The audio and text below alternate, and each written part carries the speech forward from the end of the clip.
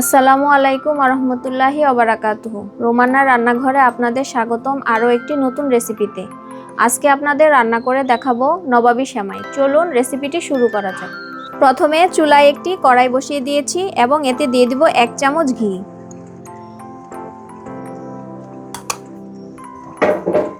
ঘিটা গলে এসেছে, এখন এতে দিয়ে দিব কিছু বাদাম কুচি এবং কিশমিশ। হালকা ভেজে নেব। বাদামগুলো ভাজা হয়ে গেছে, এখন এগুলোকে উঠিয়ে রাখবো। এখন সেই কড়াইয়েই দিয়ে দিব লাচ্ছা সেমাইগুলো। এখানে 2 প্যাকেট লাচ্ছা সেমাই নিয়ে নিয়েছি। তারপর লাচ্ছা সেমাইগুলো ভেজে নিতে হবে। এবার সেমাইতে অ্যাড করব কিছু চিনি,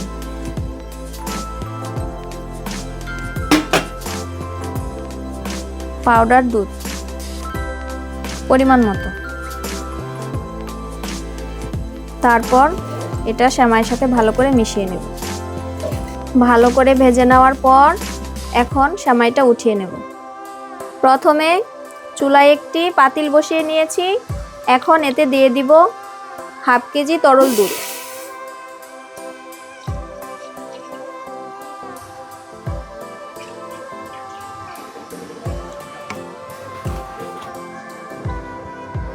দুধটা দেওয়া হয়ে গেছে, এখন এর মধ্যে দিয়ে দিব একটি মিশ্রণ, যেটা আমি কাস্টার্ড পাউডার দিয়ে দুধের সাথে মিশিয়ে রেখেছিলাম।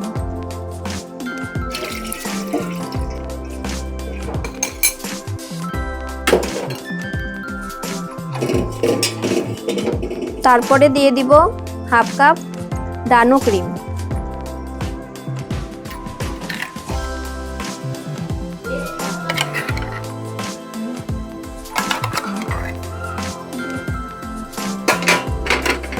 এবার দিয়ে দিব 1 কাপ গুঁড়ো দুধ।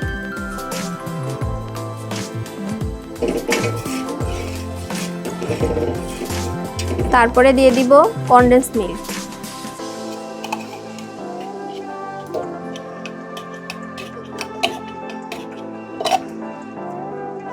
আপনারা এখানে চিনিও ব্যবহার করতে পারেন। তারপরে মিশ্রণটা ভালোভাবে মিশিয়ে নেব। তারপরে 4-5 মিনিট জাল দিয়ে মিশ্রণটা একটু কমিয়ে নেব। এখন মিশ্রণটি ঘন হয়ে গেছে, এখন এটা বাটিতে সেট করে নেব। এখন একটি সার্ভিং বোল নিয়ে নিয়েছি। এখন এখানে নবাবী সেমাইটা সেট করে নেব। এখন লেয়ার করার জন্য সেমাইগুলো দিয়ে দিব। নিচের লেয়ারটা সেট হয়ে গেছে, এখন দিয়ে দিব নবাবী সেমাইয়ের সেই মালাই ক্রিমটা।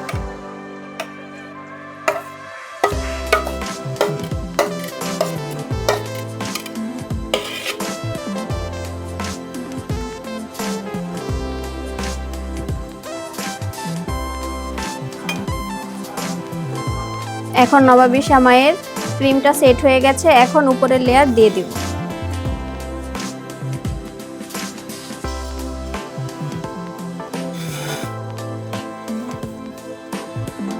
নবাবী সেমাই সেট হয়ে গেছে, এখন ভেজে রাখা সেই বাদাম কুচিগুলো দিয়ে 2-3 ঘন্টার জন্য ফ্রিজে রেখে দেব। তারপর আপনাদের সার্ভ করে দেখাবো। 3 ঘন্টা পর ফিরে আসলাম। দেখতেই পাচ্ছেন সেমাইটা সুন্দর করে সেট হয়ে গেছে। যদি আমার রেসিপিটি আপনাদের ভালো লাগে তাহলে লাইক, কমেন্ট, শেয়ার করে এবং সাবস্ক্রাইব করে আমার চ্যানেলের পাশেই থাকবেন। আল্লাহ হাফেজ।